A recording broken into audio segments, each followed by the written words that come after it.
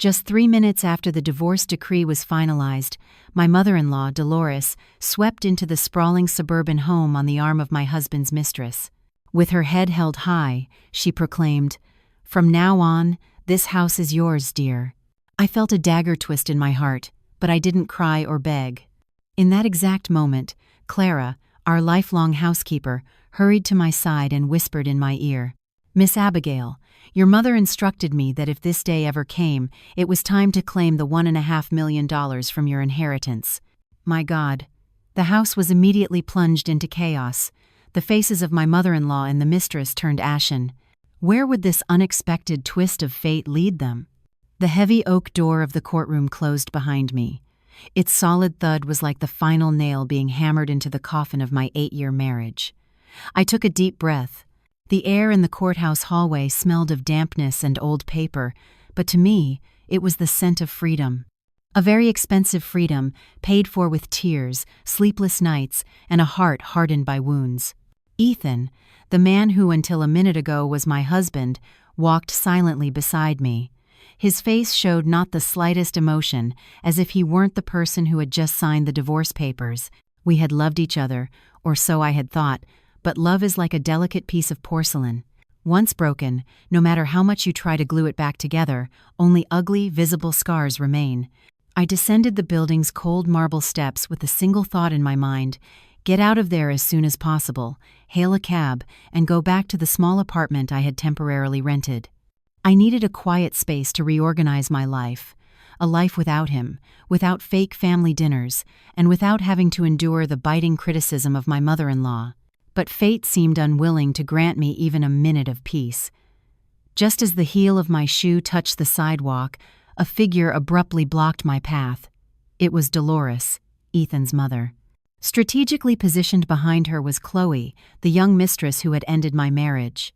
Dolores shot me a death glare, with those eyes that had never once looked at me with affection in 8 years. "Stop. Where do you think you're going?" Her voice was sharp as acid, capable of corroding the air. I remained silent, mustering a faint smile, a smile of pure exhaustion and relief. "Mrs. Hayes, Ethan and I are no longer connected. I believe I have the right to go wherever I please." I deliberately emphasized the words Mrs. Hayes as a final farewell to my role as a daughter-in-law, a role I had strived to fulfill for years. Ethan, standing to one side, looked like an ashamed child, unable to meet my eyes or ask his mother to back down. He had always been a weak man. Seeing my attitude, Chloe stepped forward, clinging to Dolores's arm with a whiny yet provocative tone. "Dolores, look, she's really leaving. She's planning to take the whole family fortune to start a new life." I glanced at her. She was insultingly young, with a beautiful face but a soul as venomous as a snake's. She wore an expensive designer dress, one I was sure Ethan had bought her with the money I had earned with my own sweat. "Family fortune?" I let out a laugh laden with contempt. "I don't believe I have any relationship with your family anymore." The real storm broke when Dolores extended a bony hand toward me. "Well said. But before you go, give me back the $25,000 we spent on the wedding. I won't let my son lose out. Marrying you did him no good. Now he's going to be left with nothing after the divorce." I was stunned. My God, could she be so shameless? Demanding the wedding money back after 8 years of marriage, it was the demand of a thief, not a mother-in-law. I felt my blood boil. The patience I had accumulated over the years had reached its limit. Right on the steps of the courthouse, the temple of law, they dared to make such an absurd claim. Anger flared in my chest, but reason whispered for me to stay calm. This was not the time to lose my temper. I looked directly at Dolores, my voice as cold as ice. "I don't understand what you're saying. The wedding was a voluntary agreement between both families. You have no right to demand that money." No right?" Dolores snarled, spittle flying from her mouth. "A barren woman like you has no right to speak to me like that. 8 years living in that house, eating our food, spending my son's money, and you couldn't even give him a single grandchild. And now you think you're just going to walk away scotangent-free? I'm telling you, it won't be that easy." Each of her words was a dagger stabbing into my heart. The pain of not being able to have children was my deepest wound, the cause of my insecurity and torment for years. I had seen the best specialists, undergone countless treatments, endured painful procedures, but it had all been in vain. At first, Ethan had comforted me, but then, under his mother's influence, he grew cold and distant. And now, they were using my greatest pain to attack me. How cruel. Chloe, seeing that Dolores had hit my weak spot, seized the opportunity to add fuel to the fire. That's right, Abigail. If you can't have children, you should be a little more aware of your situation. Ethan and Dolores have put up with you for long enough. Now I will fulfill that duty in your place. Ethan has already told me the house will be for me and our future children. You should leave quickly, and not make things difficult for us. As she spoke, she gently caressed her still flat stomach in a gesture loaded with insinuation and defiance. So that was it. They had it all planned. They wanted to kick me out of the house empty-handed to clear the way for the new lady of the house and her imaginary child. I looked at Ethan, my brand-new ex-husband, searching for a glimmer of justice, a remnant of the decency he once had, but I only found an evasive gaze. My mother is just upset," he stammered. "Go back to the house and get your personal things. The house, after all, is my separate property from before the marriage, you know that." His words were like a bucket of ice water. Separate property. It was true, his parents had bought the house before we married. But for 8 years, I was the one who invested a fortune and immense effort in renovating and decorating it. From the rose-filled garden I tended with my own hands to the collection of Lenox china I had painstakingly gathered. Did all of that have no value? Was my effort worth nothing? Personal things? I repeated sarcastically. What do you mean by personal things? The few clothes I arrived at your house with 8 years ago? Dolores, seeing that I was still resisting, raised her voice even higher. What more do you want? Everything in that house belongs to my son. You have no right to take anything.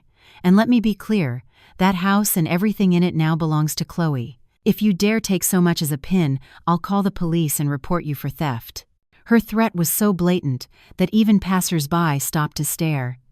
I felt my face burn with shame and indignation. They didn't just want to steal my assets, they wanted to trample on my dignity. In that moment, I knew it was useless to reason with these people. They were determined to corner me.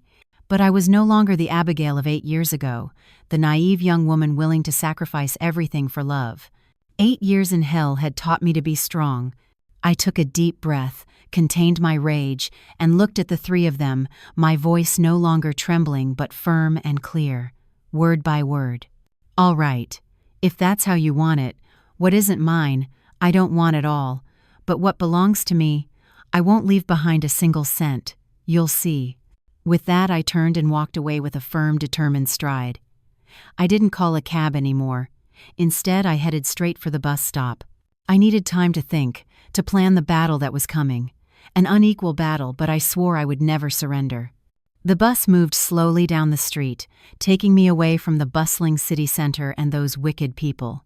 I chose a seat by the window, watching the dense traffic, without really seeing it. My mind was a blank slate. The poisonous words of Dolores and Chloe, Ethan's cowardly attitude, echoed in my ears like a broken record. Did they think I would crumble? That a few threats and an absurd demand would scare me into giving up everything? They were wrong. They had underestimated the woman who had stood by Ethan in his most difficult times, the one who had dedicated her youth to building what she called a family. The initial anger began to subside, giving way to a cold determination. I wasn't going to cry. Tears, at this moment, were a useless luxury. I had to turn pain into strength and resentment into strategy. In this war, I would not only fight to recover my assets, but also my honor and the justice I deserved. They wanted me to leave empty-handed. I would show them the price of greed and betrayal. When I reached the rented apartment, I slammed the door shut and kicked off the heels that were torturing my feet. I went straight to the kitchen, poured myself a large glass of water, and drank it in one gulp. The cool water helped calm me. I sat on the living room's only sofa, staring at the blank white wall in front of me. In my head, a plan began to take shape, clear and coherent. I didn't care about the house. No matter how much effort I had put into it, it was still in Ethan's name and was his separate property. Contesting it would be complicated and time-consuming. I didn't care about the expensive furniture or the marital assets we had accumulated over 8 years either. I would let them have it. I would consider it the cost of a valuable lesson on human nature. But there was something I would recover at all costs: my inheritance. The gifts that my mother, may she rest in peace, had saved for her entire life and given me on my wedding day with all her love and hope. My mother had passed away years ago, and these objects not only had immense material value, but they were sacred relics. They were the last warmth I had left of her. The red agate earrings, which she said would bring me luck and protection, the solid gold choker, a legacy from my grandmother, the collection of porcelain figures from a famous sculptor that my father gave my mother on their anniversary, and many other precious things, both material and spiritual. They were mine, and mine alone. Dolores and Chloe had no right to touch them. Thinking this, I jumped to my feet. I couldn't wait another minute. I knew the kind of people Dolores and her son were. Once their greed was unleashed, they would stop at nothing. It was very possible that at this very moment they were in the house, rummaging through and trying to dispose of my valuables.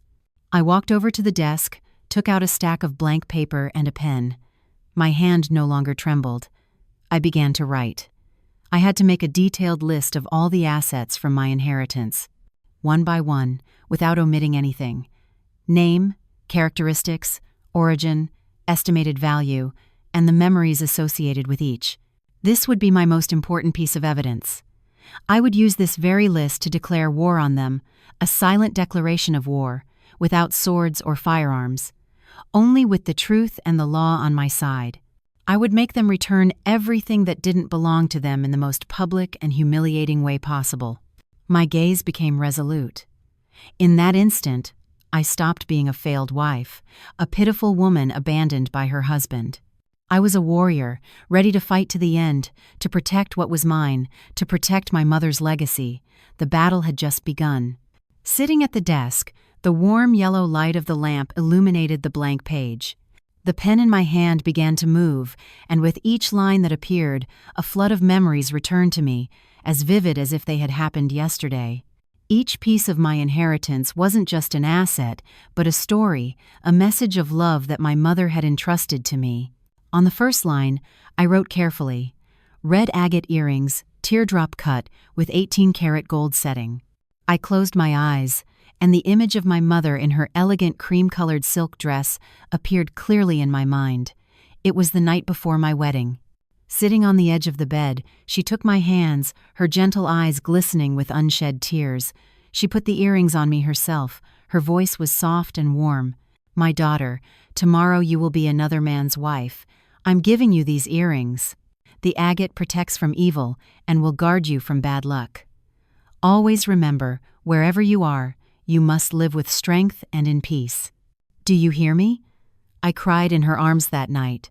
Her words were seared into my memory. To me, those earrings were an amulet. Next, solid gold choker, weight of 5 ounces, engraved with Victorian-style filigree. This choker had belonged to my grandmother. My mother told me that on her wedding day, my grandmother gave it to her, wishing her a full marriage. In turn, my mother gave it to me as a continuation of a tradition, placing in it the hope that my life would also be happy and prosperous. I perfectly remember the heavy, cool feeling of the pure gold when my mother placed it around my neck during our engagement party. It wasn't just gold. It was the love and legacy of 3 generations of women in my family. I turned to a new page and continued writing, "Collection of 12 Lodro porcelain figurines, Professions of Yesteryear series." This was my father's wedding gift to my mother. After my father's death, my mother treasured them as if they were relics, often taking them out to clean and admire them. She would say, "Every time I look at these figurines, I feel like your father is still here beside me." Before giving them to me, she repeated over and over, "This is a memory of your father. Take good care of it. It not only has great financial value, but it represents the love he felt for me. I'm giving it to you in the hope that you and your husband will love each other and be as close as we were." Remembering her words, I felt a lump in my throat. I had failed her wishes. My marriage had not been as she had dreamed. And so, one by one, the pieces appeared on the paper. Lenox china, autumn pattern, with gold trim, service for 12. I remember the weekends I spent with my mother searching antique shops until we found the perfect set. She used to say that a daughter-in-law should know how to serve tea and coffee to her in-laws with elegance, and that beautiful china demonstrated a wife's refinement and respect. Lady's Patek Philippe gold watch with a crocodile leather strap, a gift from my uncle who lived in Switzerland. It was a symbol of luxury and distinction, the pride of my entire maternal family. I wrote without stopping, and the list grew longer and longer. Each item was described in great detail, from the material and design to the unique identifying marks. For some, I even had the certificates of authenticity and receipts. I also noted where I kept them in the house. Most of the jewelry and important documents were in a small safe in my bedroom. The valuable decorative objects were displayed in the living room and the study. When I put down the pen, it was already dark outside. I looked at the nearly 10-page list, with a mixture of indescribable emotions, nostalgia for a broken marriage, an infinite longing for my mother, but above all, an uncontainable rage. All those memories, those gifts laden with my mother's love and hope, were now in the hands of greedy, unscrupulous people. I would not allow it. I had to act immediately. This list was not just an inventory of assets. It was the most damning indictment of Dolores and her son's crimes. I carefully placed the list in my purse. Tomorrow, I would return to that house, not as a submissive ex-wife, but as a rightful owner coming to claim what was hers. The next morning, I woke up very early. I had barely slept, my head filled with plans and strategies for the day. I chose an elegant pantsuit that conveyed strength and determination. I put on light makeup, just enough to hide the dark circles under my eyes and give my face a fresh, sharp look. I looked at myself in the mirror and told myself I couldn't afford to look weak. Today, I had to be an impregnable fortress. I didn't take a cab or the bus.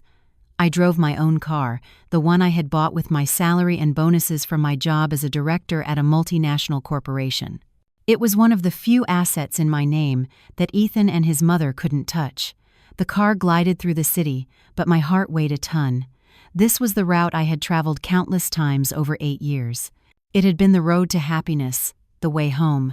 Now, it was the path to a battlefield. When the car stopped at the gate of the luxurious gated community, the familiar security guard looked at me with surprise. "Good morning, Mrs. Montgomery. You're back," he greeted me with the same respect as always. "Yes, good morning. I've come to sort out a matter," I replied with a polite smile, though a storm was raging inside me. I knew the news of my divorce hadn't spread here yet.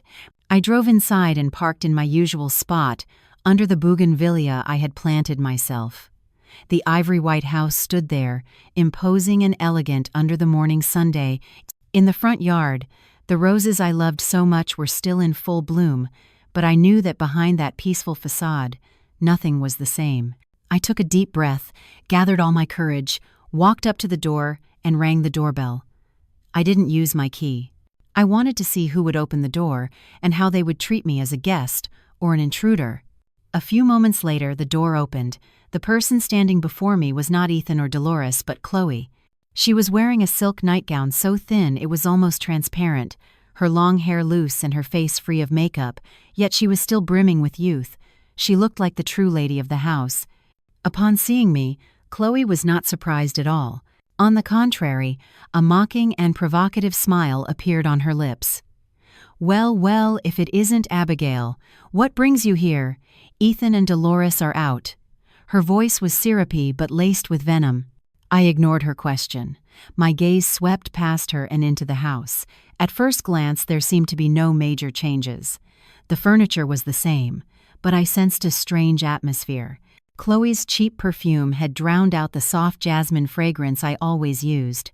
On the sofa I loved, there was a wrinkled men's shirt, undoubtedly Ethan's. In a corner, Chloe's high heels were tossed onto the Persian rug that I had spent so much time choosing. The scene was a brazen declaration of ownership. Chloe already considered herself the new mistress of the house. "May I come in?" I asked, my voice icy and devoid of emotion. Chloe shrugged, feigning generosity. "Sure. After all, you used to live here. Make yourself at home." "Oh, wait, this is my house now." She let out a little laugh and stepped aside to let me in. I crossed the threshold, feeling like a stranger in my own home. I stopped looking at Chloe and went straight to the living room, scanning it. I felt my heart clench. The portrait from my wedding with Ethan, which had hung proudly on the wall, was gone.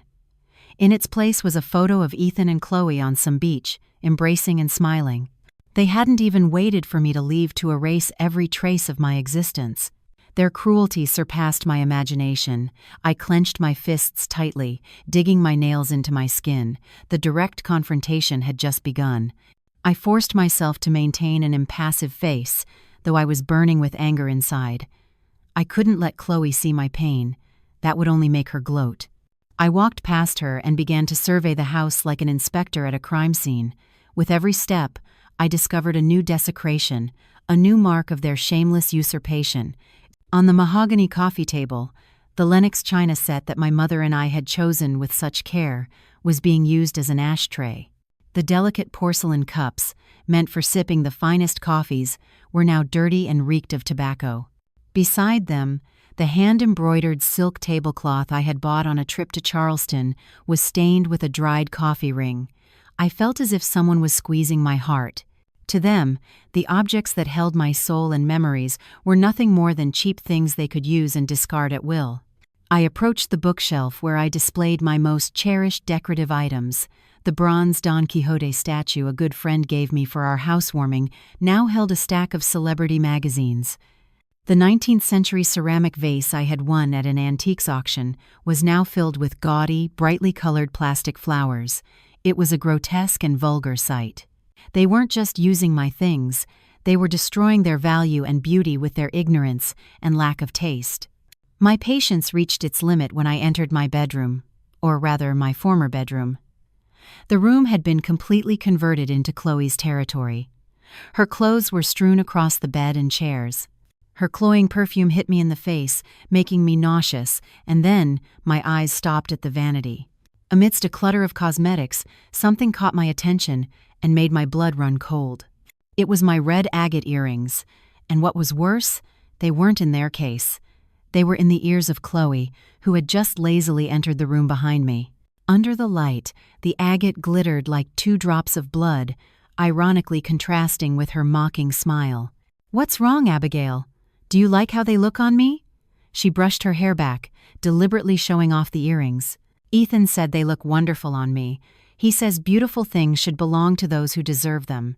For a moment, I was about to lose control.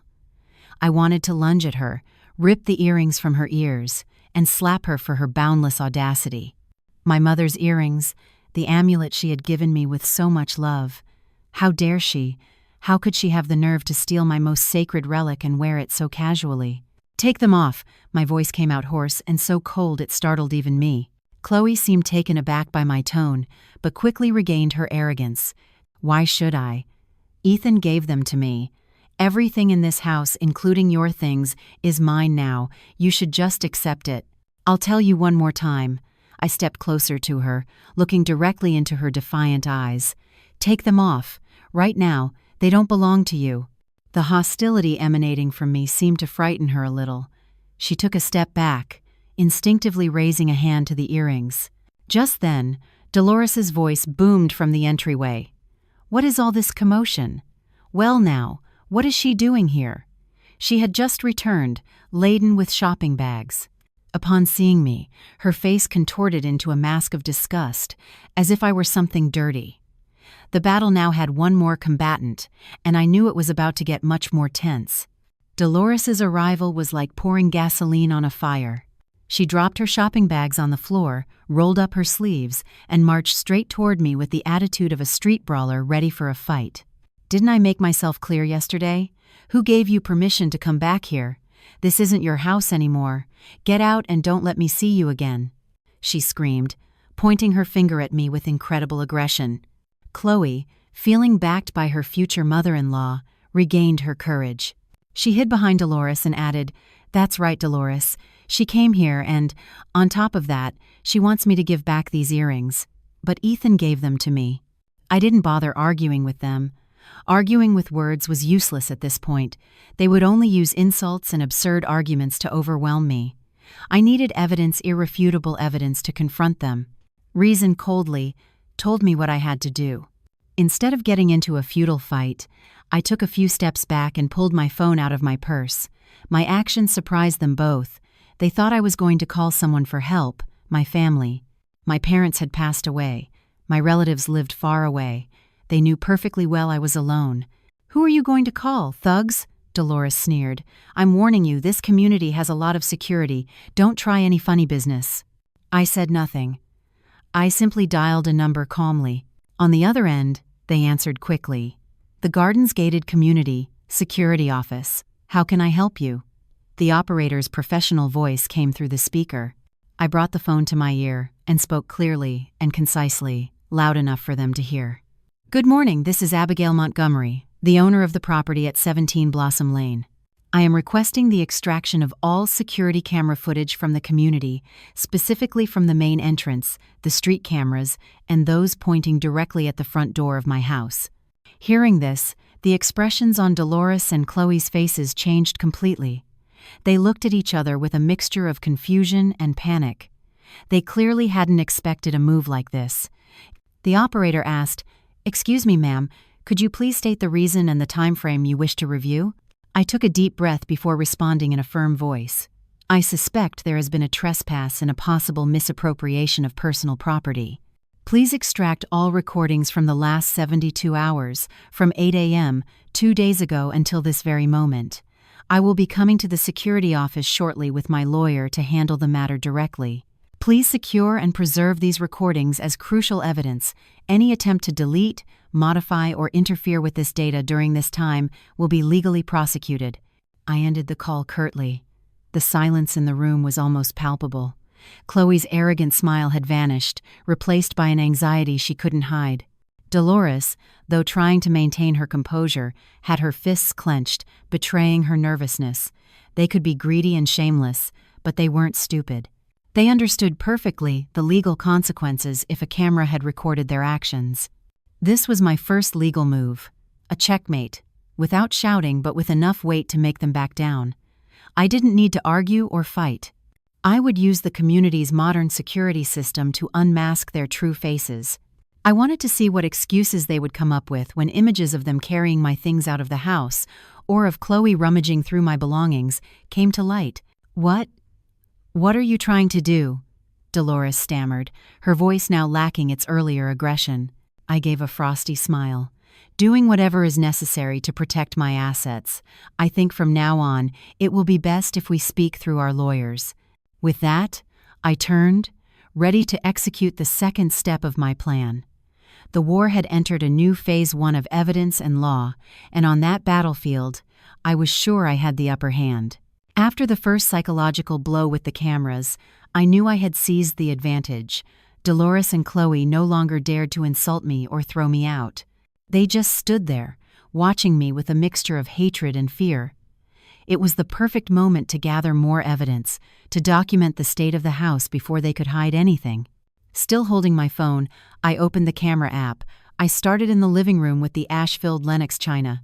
I took photos from various angles, a close-up of a dirty cup, a wide shot of the desecrated set on the elegant coffee table.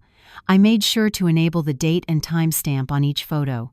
Each image would be irrefutable proof of how they had used and damaged my belongings. Next, I moved to the bookshelf. The Don Quixote statue, the antique vase, everything was carefully documented. I also photographed the picture of Ethan and Chloe that had replaced my wedding portrait. Then I recorded a short video, panning the camera across the entire living room while narrating in a clear voice. "Today, on this date, I, Abigail Montgomery, am at 17 Blossom Lane. This is the state of the living room after I was forced to leave it. The wedding portrait has been replaced, and several valuable decorative items are being used improperly and show signs of damage."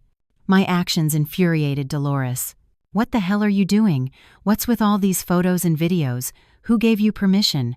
She tried to lunge at me to snatch my phone, but I quickly stepped back, holding the phone up, and warned her with a glacial stare. "Dare to lay a finger on me, and I'll press assault charges as well. All I'm doing is documenting the condition of my property. If you've done nothing wrong, what are you afraid of?" My words stopped her in her tracks. Chloe, beside her, was pale. She was probably thinking about the designer clothes and bags she had taken from my closet. She feared I would record those too. I ignored them and continued my work. I went from room to room. The dining room with the stained tablecloth, the study with my valuable books in disarray. Every place I visited, I meticulously photographed and recorded. As I filmed, I said aloud on purpose, "All these images and videos are being synchronized in real time to my cloud storage account. Any attempt to destroy this phone will be completely useless." It was another psychological blow. I wanted them to know that all the evidence I was gathering was safe, indestructible. Finally, I entered the bedroom. It was the place with the most signs of violation. I recorded my closet with the clothes rummaged through and some designer pieces missing. I took a close-up of the vanity with my expensive cosmetics opened and used without a second thought. And of course, I didn't forget to film Chloe, who was still standing there petrified, with my mother's agate earrings still in her ears. I focused the camera on her. My voice echoed in the video. "And here we have Miss Chloe, illegally wearing a pair of red agate earrings, a family heirloom that is my exclusive property." Seeing herself being recorded, Chloe covered her face in horror and turned away. "Stop filming," she cried. I stopped the recording and put the phone in my purse. "I have enough evidence now," I said coldly. "Now, let's move on to the next thing." My gaze shifted from her pale face to the door of the built-in closet, where I knew something much more important was stored. Silence fell over my once cozy bedroom. Dolores and Chloe watched me, holding their breath, trying to guess my next move. My gaze didn't linger on them. It was fixed on the oak built-in closet, where I kept my most valuable and private assets. I approached it coolly and pulled open the door. Inside, nestled among my evening gowns, was a silver-gray electronic safe, still as a sleeping steel beast. There, I kept the rest of the jewelry from my inheritance, including my grandmother's choker, the deed to a piece of land in my maiden name, savings passbooks, and some cash for emergencies. It was my last bastion, the line of defense that protected my financial independence. "What other trick are you pulling now?" Dolores snapped, though her voice now betrayed her insecurity. I didn't answer. I had complete faith in the security of that safe. The combination was a mix of our birth dates that only Ethan and I knew. He could be a traitor and a coward, but I didn't think he would be so vile as to touch that. I reached out and my fingers flew across the keypad. Beep, beep, beep. I pressed enter and waited for the familiar click of it opening. But there was no click. Instead, a sharp beep sounded, and the LED lights on the panel flashed an intense red. Incorrect password. I froze. My heart skipped a beat. Maybe I had typed it wrong in my haste. I took a deep breath to calm myself and tried again, entering each number carefully. The result was the same. The red light blinked mockingly. The beep echoed in the room like a taunt. A chill ran down my spine. It couldn't be. I tried a third and final time before the system locked me out. Failure. In that moment, a horrible, brutal truth became clear in my mind. The password had been changed. An uncontrollable fury, more intense than any I had felt before, seized me. This was no longer a simple misappropriation. Using my things, wearing my jewelry, though shameless, was an act of petty greed. But changing the password to my personal safe was a premeditated act, calculated to steal all my fundamental assets.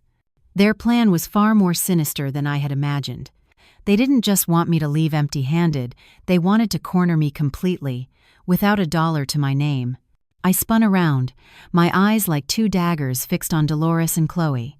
Their expressions were a clumsy mix of feigned innocence and poorly concealed satisfaction, especially Chloe's. A triumphant smirk flickered at the corner of her lips before she suppressed it. "The password," I hissed through clenched teeth. "Who changed it?" Dolores jumped as if she'd been burned. "I don't know anything.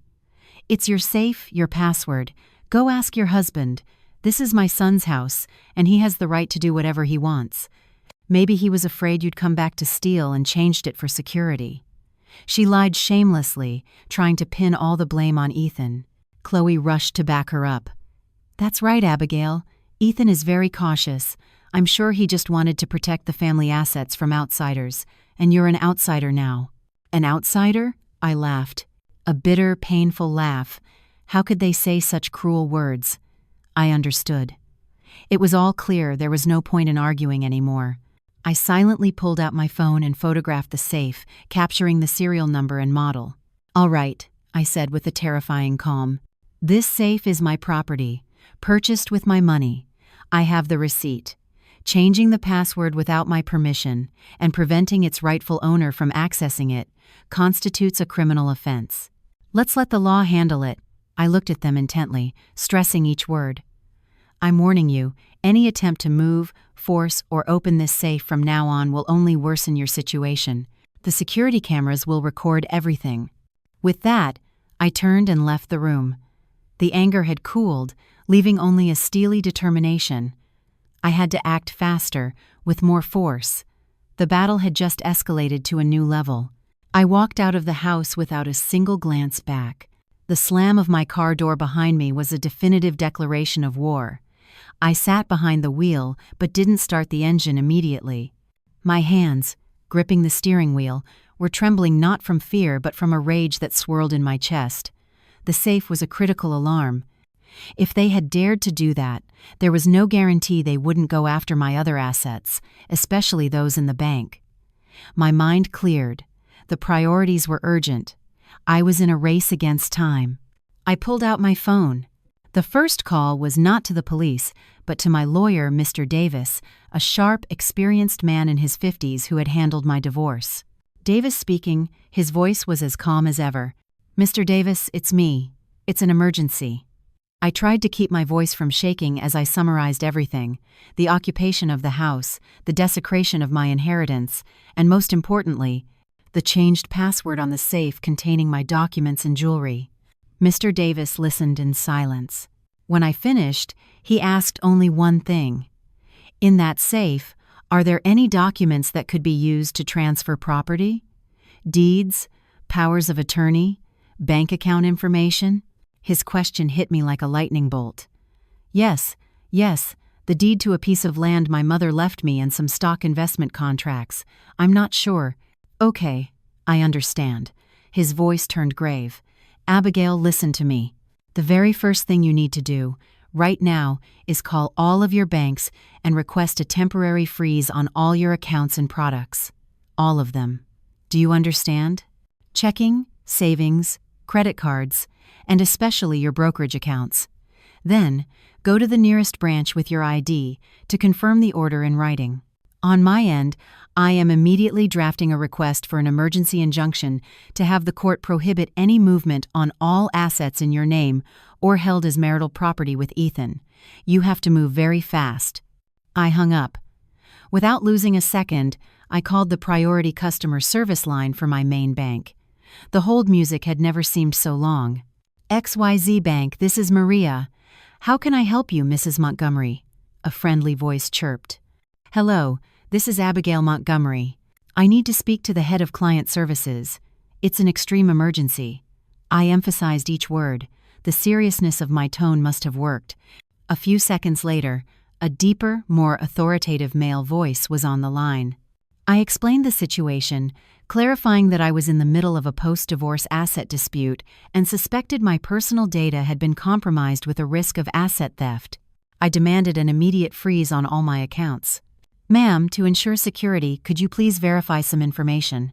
I gave him my social security number, date of birth, address, and even the secret question I had registered a decade ago. After verification, he confirmed, "Your request has been logged. The system will temporarily block all debit transactions from your accounts.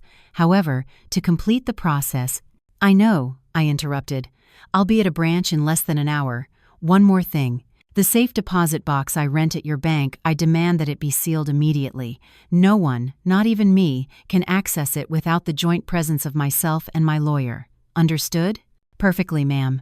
Your request will be executed right now." Hanging up, I could finally breathe. I had raised a crucial defensive barrier. Their greed was terrifying. They didn't just want the material goods in the house, they wanted to strip me of everything. The thought made me shudder, but at the same time, it reinforced my will to fight. I had blocked their financial advance. Now it was time to regroup my forces for the counterattack. I started the car, but I didn't drive toward my apartment. I turned around and headed toward an old working-class neighborhood on the outskirts of the city. There lived the only person I trusted implicitly. The only one who could help me in this war was Clara, the woman who had cared for my mother since I was a child. My car entered a narrow street, flanked by old apartment buildings with peeling paint. This humble, simple environment contrasted sharply with the ostentatious luxury of the community I had just fled. But for some reason, arriving here, I felt a strange sense of peace. I parked in front of a small ground-floor apartment where a purple bougainvillea bloomed exuberantly, just like the one I had planted at the house. I had barely stepped out of the car when a familiar figure hurried out of the building. It was Clara. Now, in her 60 seconds, her hair was almost completely white, and her face was lined with wrinkles, but her eyes were still as lively and bright as ever. To me, Clara was much more than an employee. After my mother's death, she had become my family and my confidant. She had watched me grow up, fall in love, get married, and had also been a silent witness to the suffering I had endured for 8 years. "Miss Abigail, what are you doing here at this hour? You look so pale." Clara took my hands, her voice filled with concern. Her hands were rough from years of work, but incredibly warm. Seeing her, all the strength I had struggled to maintain crumbled. I didn't cry, but a lump formed in my throat. "Clara," was all I could manage to say. Clara looked at me, and her understanding gaze seemed to read the entire storm raging inside me. She didn't ask any more questions, simply took me by the hand and led me into her small but impeccably clean and tidy apartment. She helped me sit on an old wooden chair set and went to make me a cup of hot ginger tea. "Drink this, it will do you good. And then, calmly, you can tell me everything." "Oh." I took the cup, and the hot steam stung my eyes. I told her everything. The court hearing that morning, the confrontation on the courthouse steps, what had just happened at the house. I told her how they had desecrated my mother's memories, about the agate earrings, about the safe with the changed password. As I spoke, the indignation grew inside me. Clara listened in silence, her brow furrowing more and more. Her normally kind face now showed a contained anger. When I finished, she slammed her hand on the table, an uncharacteristic gesture for her. "That's not right. How can there be such evil, greedy people in the world? That mother and son are a nest of vipers. My poor child, all you've had to endure." Her compassion comforted me, but in her eyes also shone a spark of determination. "No, miss, we can't let them get away with this. That inheritance was your mother's, her sweat and tears. It can't fall into the hands of those demons." Her words gave me new strength. "But what can I do, Clara? I've already called the lawyer, frozen the accounts, but I'm afraid they'll get rid of everything in the house." Clara stood up and went to her bedroom. She returned a moment later with a small, old wooden box. She opened it, took out a bundle of yellowed papers, and placed them carefully on the table in front of me. "Look at this, miss." I took the papers curiously. The first page was a handwritten document in my mother's familiar slanted script. The title read, "Power of Attorney." I skimmed the contents. My mother, years ago, as if she had foreseen something, had drafted a notarized power of attorney with her signature and fingerprint, granting Clara, Mrs. Clara Evans, full authority to, in her name and subsequently in mine, administer, protect, and recover all dotal assets given to me on my wedding day. Attached was a detailed list, identical to the one I had written the night before, but this one bore my mother's signature and that of a witness. I was stunned, my eyes filling with tears. "Mom, even from the great beyond, you were still worrying about and protecting me. You never fully trusted that family, and you prepared an escape route for me." "Your mother warned me," Clara said, her voice choked with emotion. "She told me to only bring this out if you were in real trouble. She said it was her last amulet for you. I think the time has come." I held the document in my hands, feeling all of my mother's love and protection. My tears finally fell, but they weren't tears of weakness, but of emotion and gratitude. I was no longer alone in this fight. I had the law, the evidence, and now, my mother's sacred mandate. Just then, my phone rang. It was Mr. Davis. "Abigail, I've just filed the motion with the court. Furthermore, I've already contacted a legal expert and a professional moving company. They are on their way. Everything is set. We will proceed with the recovery of the assets this very afternoon." Clara's arrival with my mother's power of attorney, combined with the lawyer's call, felt like a perfect alignment of fate. Everything was prepared for a full-scale counterattack. That very afternoon I would return to that house. But not alone. I would return accompanied by justice. Little more than an hour later, the quiet street in front of Clara's house was filled with unusual activity. A sleek black SUV, from which Mr. Davis and two formally dressed legal experts emerged, parked behind my car. Following it was a large truck from a professional moving company with the slogan, "Comprehensive Moving Services, Security and Trust" painted on the side. Several burly men in blue uniforms jumped out of the truck, equipped with boxes, packing tape, and protective materials. The imposing procession drew the curious stares of the entire neighborhood. Mr. Davis approached and shook hands with Clara and me. "Good afternoon, Abigail, Clara. Are we ready?" He glanced at the papers I was holding and nodded in satisfaction. "Perfect. This notarized power of attorney, along with the itemized list of assets, is our most powerful weapon. It completely legalizes the recovery action we are about to undertake." The two experts also came forward, introduced themselves, and explained their role. Their job would be to create an official record, objectively documenting the entire recovery process from start to finish. Every image, sound, and event would be recorded, creating irrefutable legal evidence for court if necessary. I felt a confidence I had never experienced before. Every step was calculated and protected by the law. This was not a back-alley fight over possessions. It was a legal, public, and transparent execution. Our caravan set off back to the gardens. Our arrival caused a considerable stir. The security guard at the entrance, after examining Mr. Davis's documents and the court notice, had no choice but to raise the barrier for all the vehicles, not daring to ask any more questions. The truck parked directly in front of 17 Blossom Lane. Clara, Mr. Davis, the two experts, and I got out of the cars. The moving team formed an orderly line, awaiting instructions. The solemn, professional scene stood in stark contrast to the chaotic, vulgar image of Dolores and her ilk. I took a deep breath and, with resolve, rang the doorbell. It took a long time before the door opened. It was Ethan. He had just arrived. Upon seeing me, his face paled. But when he saw the entourage backing me, lawyer, experts, moving crew, his face turned white as a sheet. "Abigail, what is the meaning of this?" he stammered, completely in shock. I didn't answer him. Mr. Davis stepped forward, his voice firm and clear.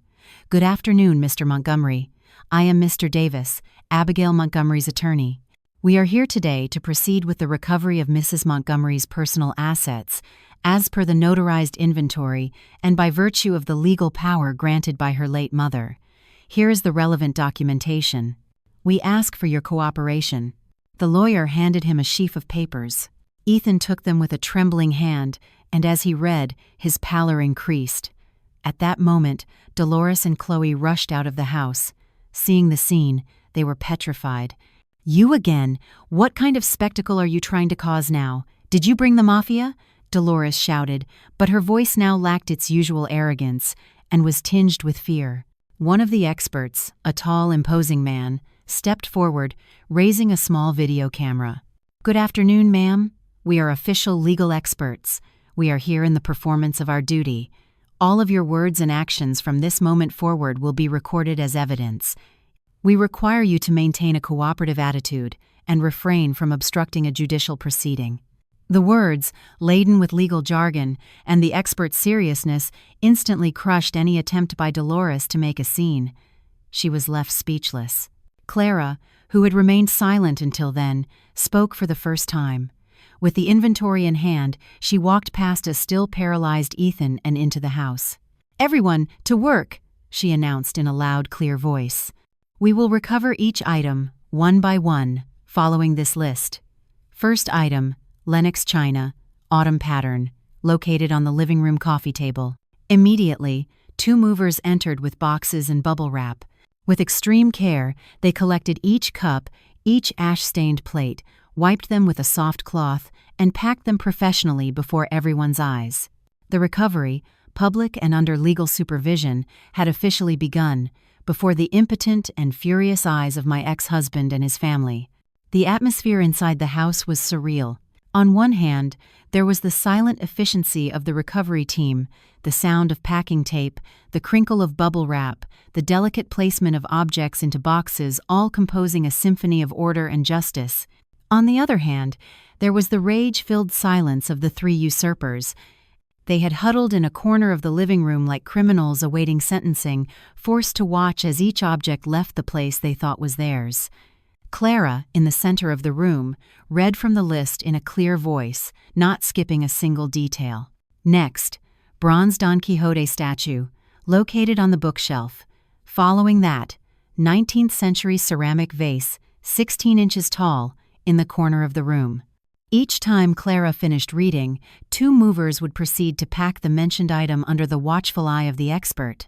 His camera never stopped recording, documenting every detail from the object's initial state to its secure sealing in the box.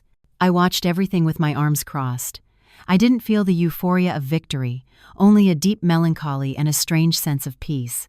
I was getting back what was mine, recovering my mother's memories, and at the same time, clearing away the rubble of a failed marriage. One after another, the items from the living room, dining room, and study were packed and moved to the truck. When Clara began reading the list of items from the bedroom, the tension heightened. Chloe started to fidget, wringing her hands and casting pleading glances at Ethan. Clara entered the bedroom, followed by the rest of us. She scanned the room, and her voice sounded firmer than ever. Item number 27, red agate earrings, teardrop cut, with 18-karat gold setting. Instantly, all eyes were fixed on Chloe. Clara also stared at her, with the severity of an adult addressing a misbehaving child. "Miss, the item on the list is in your ears. I request that you remove them so we can proceed with their packing and sealing." Chloe's face turned red with shame and anger. Ethan gave this to me. It's mine," she stammered, turning to him. "Ethan, say something. It's the gift you gave me." Ethan, mortified, shifted his gaze between his mother and me, unsure what to do. Dolores, seeing the situation, jumped to her defense. "Exactly. It's a gift my son gave his girlfriend. What right do you have to claim it?" "Silence, please," Mr. Davis suddenly intervened. His voice, cold as steel, cut through Dolores's words. "I must remind you that these earrings are listed in the notarized inventory of Mrs. Montgomery's total assets. Any act of donation or disposal of this property during the marriage without Mrs. Montgomery's consent is null and void. If the young lady does not hand them over voluntarily, we will be forced to request police intervention for a suspected crime of misappropriation of property. You can imagine the consequences." Each of the lawyer's words was a hammer blow that pulverized Dolores's weak arguments. Misappropriation of property. Those 3 words terrified Chloe. She looked at Ethan in desperation, but he could only hang his head, not daring to say a word. His cowardice at this crucial moment left her in absolute humiliation. It was then that I approached, standing in front of Chloe. I didn't look at her with hatred, but with pity. "You heard him," I said calmly. "Give back what isn't yours. Don't become a thief on top of everything else." My words were the last straw. Faced with the pressure of the law, the silence of her lover, and public shame, Chloe had no choice. Her trembling hands rose to her ears. Her fingers, with their long red nails, took an eternity to open the clasps. She took one off, then the other, clutching them in her fist, as if she didn't want to let go. Finally, like a loser, she extended her hand, revealing the blood-red earrings. A mover approached with a small velvet case. Clara, using a silk handkerchief, picked up the earrings from Chloe's hand and placed them in the case. Click, The box closed.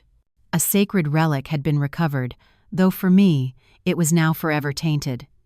The expert sealed the case with a label signed by those present. The drama concluded with the public humiliation of the usurper. Chloe's humiliation seemed to be the last straw for Dolores. She couldn't bear to see her future daughter-in-law shamed, nor could she accept the assets she thought were secured slipping away before her eyes. Anger overcame fear. Suddenly, she screamed and lunged toward the moving crew, who were about to take out a box. "Stop, everyone! Nobody takes anything out of my house. This is my son's house, and everything in it is his. You're a pack of thieves." She stood in the doorway, arms outstretched, her face red with fury. She looked both pathetic and hateful. Seeing his mother, Ethan seemed to wake from his stupor, perhaps out of wounded pride or to not look like a total coward in front of his mistress. He joined her. "Hold on a moment, please. Let's talk about this calmly. Abigail, you can't do this. After all, we were husband and wife." He tried to appeal to a sentiment that no longer existed. But their efforts were in vain. They weren't facing a person, but a legal procedure. The expert, unperturbed, kept the camera focused on them. "I am warning you for the last time," he said in a grave voice. "Obstructing a judicial proceeding is a crime. We have all the legal documentation. If you persist in this attitude, we will be forced to call the police, and then the matter will become much more complicated." Mr. Davis added with his usual sharpness, "Mr. Montgomery, you claim these assets are yours. I invite you to show us the receipts or any proof to support that claim. I should inform you that this entire inheritance has witnesses and documentary evidence proving it was a private gift to Mrs. Montgomery. According to state law, they are her separate property. You have no rights over them. The more noise you make, the more obvious your attempt at misappropriation becomes." The legal arguments from the lawyer and the expert left them speechless. They could shout and throw a tantrum, but before the law, their words were worthless. While they continued to block the main door, the moving team, following Clara's instructions, found an alternate route through a side door to continue their work. They acted with a silent, effective professionalism, completely ignoring the useless shouting from Ethan and his mother. Box after box, duly sealed, made their way to the truck. The bronze statue, the antique vase, the porcelain collection, the Swiss watch, everything that was mine, my mother's entire legacy, was returning to its rightful owner. Dolores, seeing the scene, felt her legs give way and had to lean on Ethan to keep from falling. She began to cry and wail. "Oh my God, son, why did you marry this wretched woman to ruin us like this? We've lost everything, son, everything." Ethan held his mother, his face ashen. He looked at me, and in his eyes, there was no longer a plea, only resentment and helplessness. I knew that from that moment on, not the slightest trace of affection remained between us. But I didn't regret it. They were the ones who had pushed things to this extreme. The recovery continued in an orderly fashion. Their last, pathetic attempt to stop it had failed. They could only stand there, as forced spectators in a play where they were the defeated villains, watching bitterly as justice was served, slowly but unstoppably. Days after the noisy recovery of my assets, a tense calm set in. The truck loaded with my memories had been unloaded into a secure storage unit that Mr. Davis had arranged, but I knew it was the calm before the storm. My lawyer had sent formal summons to Dolores, Ethan, and Chloe for a meeting at his office to address the matters of misappropriation and property damage. The meeting took place in a small, elegant, but ice-cold conference room. I arrived early with Clara. Seated across from us were the three of them. Dolores looked worn out. Her usual aggression had been replaced by an air of fatigue and worry. Ethan kept his head down, not daring to look at me. Chloe, for her part, wore excessive makeup as if to hide her nervousness, but her dark circles and the constant wringing of her hands gave her away. Mr. Davis presided at the head of the table with his professional poise. He didn't say much, simply placing a laptop on the table. "Good morning, everyone," he began. "We are here to clarify a few points. Before we get into details, I'd like you to see a video." He turned the screen toward them and pressed play. On the screen appeared the crisp images from the community's security camera. The shot, from a high angle, covered the entire entrance to my house. The timestamp read 2:17 a.m. the day before my return. In the silence of the night, a small, unmarked van pulled up to the door. The gate opened, and seconds later, Chloe appeared. She was wearing pajamas and a thin robe, her hair disheveled. She glanced around furtively, then gestured to two men who got out of the van. The three across from me reacted differently. The color drained from Chloe's face. She sat with her mouth agape, staring at the screen as if she couldn't believe it. Dolores frowned, not yet understanding. Ethan lifted his head with an expression of total disbelief. The video continued. Chloe gave instructions to the men, pointing toward the inside of the house. They then began to carry out already packed cardboard boxes. Although the image wasn't perfect, you could see they were medium-sized boxes, like those used for porcelain or decorative objects. They loaded them hastily into the van. The entire operation took about 15 minutes. When they finished, Chloe handed a bulky envelope to one of the men, quickly closed the gate, and disappeared inside the house. The van started up and drove away. The video ended. Mr. Davis paused it. A sepulchral silence filled the room. What is this?" Ethan was the first to speak, his voice trembling. He turned to Chloe with a furious and disappointed look. "Chloe, explain this. What were you doing behind my back?" Chloe, startled, stammered, No, I was just cleaning out some old things." "Old things?" I offered a frosty smile. "You clean out old things at 2 a.m. with a van and by paying movers? Do you really think anyone is going to buy that story?" It was then that Dolores understood everything. Her face turned from white to purple. She pointed a trembling finger at Chloe. You dared to deceive me too. Were you planning to keep it all for yourself?" Greed had led them to turn on each other. The video not only proved Chloe's theft, but also dealt a mortal blow to the relationship they had built on lies and self-interest. It unmasked the young mistress whom Ethan and Dolores had blindly trusted. It was a fatal blow, and I knew it was just the beginning of their collapse. The infighting was interrupted by Mr. Davis's dry cough. "Please, maintain order," he said with his imposing calm. "This video is only the first piece of evidence." He lifted a thick file and placed it on the table. "Second, we have confirmation from the bank. The morning after the divorce decree, someone used Mrs. Montgomery's personal data to attempt to access her online brokerage account. Fortunately, the transaction failed due to an incorrect secondary security password, and a few hours later, Mrs. Montgomery froze all her accounts. We have the complete access history, with the IP address registered to the house. Miss Chloe, would you like to add anything to that?" Chloe hung her head, trembling from head to toe. She couldn't deny it. The attempted access to the brokerage account, along with the changing of the safe's password, painted the full picture of an organized plan to rob me, not just an impulsive act. Dolores was petrified. She seemed to know nothing about Chloe's plans with the bank. Her look toward her was no longer just anger, but also revulsion and fear.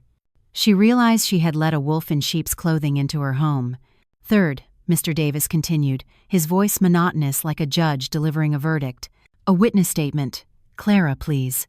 Clara, who had remained silent, stood up calmly. She didn't look at the three accused, but at the lawyer. Her voice, though trembling with emotion, was clear and firm. She recounted what she had witnessed during my last days at the house, the hushed conversations between Dolores and Chloe about my assets, the contempt with which they treated my mother's keepsakes. "I heard Mrs. Hayes tell Miss Chloe, 'Use everything without fear. Dear, it will all be ours soon.' I also saw Miss Chloe sneak into the lady's study and photograph documents. I wanted to tell my lady, but I was scared," Clara concluded with a lump in her throat. Each of her words was a needle popping the bubble of lies they had built. Ethan covered his face with his hands, unable to bear it anymore. Fortunately, the transaction failed due to an incorrect secondary security password, and a few hours later, Mrs. Montgomery froze all her accounts. We have the complete access history, with the IP address registered to the house. Miss Chloe, would you like to add anything to that? Chloe hung her head, trembling from head to toe. She couldn't deny it. We have conducted a preliminary appraisal of the damages, and the figure is not exactly small. The lawyer pushed the file toward them. With all this evidence, the video of the attempted theft, the proof of access to the bank account, the witness statement, and the damage appraisal, we have more than enough grounds to file a criminal complaint against you for the crimes of theft and destruction of property. The penalties for these crimes, as you may know, include not only financial restitution but also the possibility of prison." The word prison echoed in the room like thunder. Chloe burst into tears. Dolores sat motionless, her gaze lost, and Ethan lifted his head and looked at me, no longer with hatred, but with a desperate plea. The truth had been revealed, complete and irrefutable. The curtain had fallen on their farce, exposing a stage of greed, betrayal, and vile conspiracies. His mother, whom he venerated, and his mistress, for whom he had lost his mind, turned out to be these people. His world was crumbling. Finally, Mr. Davis held up another stack of papers. "Here we have the official report filed by the legal experts. It documents the condition of Mrs. Montgomery's assets at the time of recovery. From the china used as an ashtray to the missing pieces. Everything is detailed with photographs and videos." They had lost, absolutely. After the meeting, the three of them left like lost souls. The weight of the evidence and the threat of a criminal case had crushed their arrogance. They knew they were cornered. Mr. Davis gave them 3 days to make a decision: accept a settlement, compensate for all damages, and return what wasn't theirs, or face a trial they were guaranteed to lose. I didn't have to wait.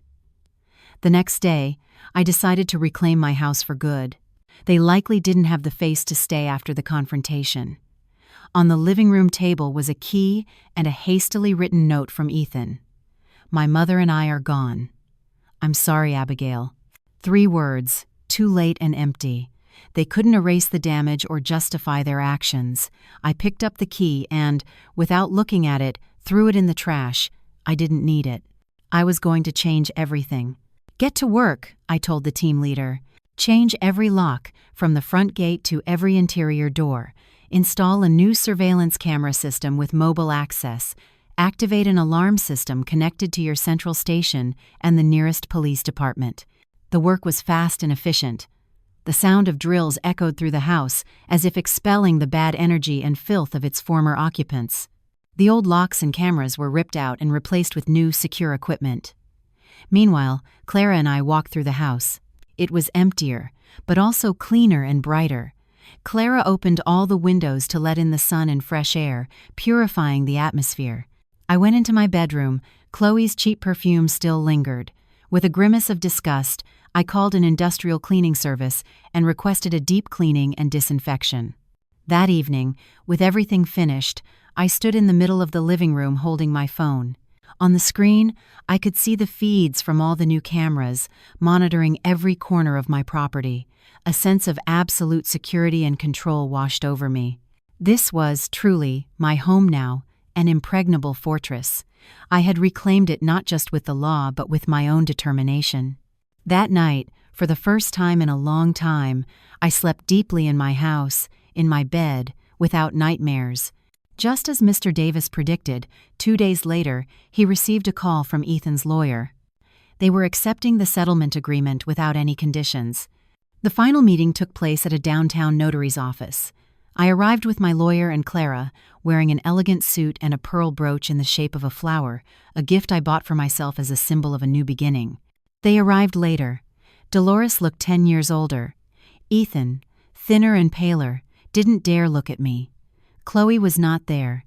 Their relationship, built on lies, had surely crumbled.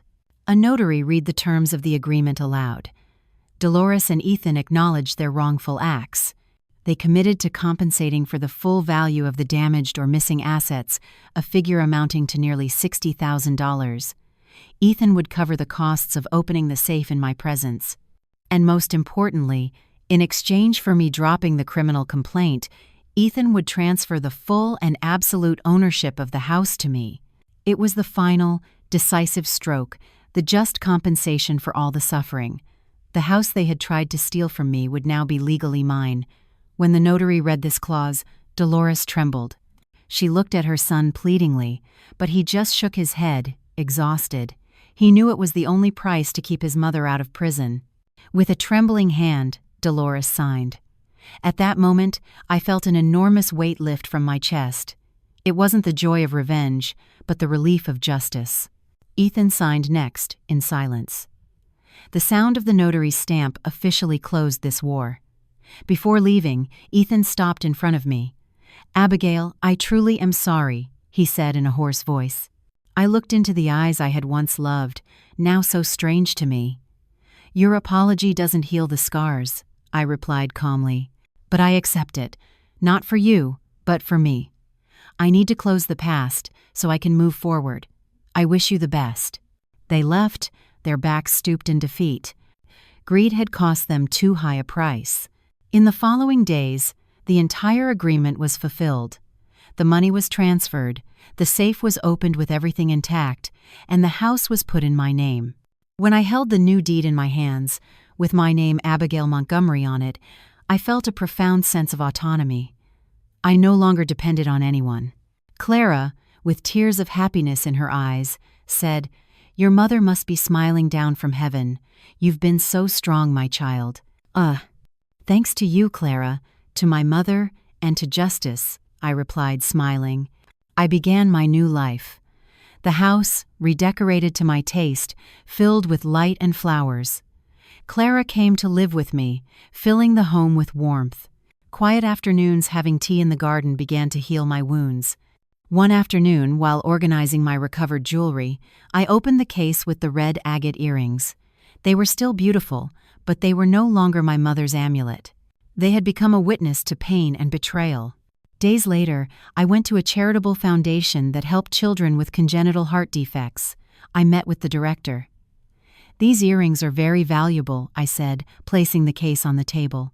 "But for me, they now hold a negative energy. I want to donate them. You can auction them and use the money to operate on the children who need it. Let their beauty bring life and hope, instead of evoking bad memories." "Oh." The director looked at me, moved. "Thanks to your generosity, many little hearts will beat strongly again. You've turned a piece of jewelry into a miracle." As I left there, I felt an incredible lightness. I had let go of the past, transforming pain into love. My story didn't end with revenge, but with an act of humanity. I had lost a marriage, but I had found myself, a strong, independent woman with a heart capable of starting over. The path ahead of me was filled with sunshine and hope.